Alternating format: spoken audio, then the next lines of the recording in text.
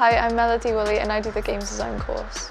I chose games design because I wanted to do something that would allow me to be creative and that would also lead me down a career path that I could follow.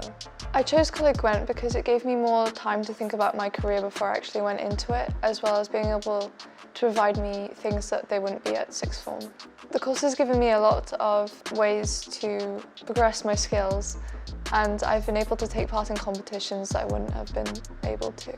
I took part in the Skills Wales competition and I came silver. And we had to model something within a certain amount of time, and we were able to let ourselves creatively express anything within the brief we were given.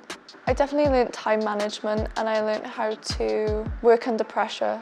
So we get to use drawing tablets as well as programs such as Photoshop and any other really Adobe programs. As well as this, we get to use Maya, which is a professional program that I wouldn't be able to afford anywhere else. And VR headsets especially, which we were able to make a game out of for part of our project. After this course, I'd love to be able to go into something games design related, now that I know how I could do those things. I would definitely recommend the games design course to other people because it really lets you do something that you're actually passionate about and take creative liberties with it.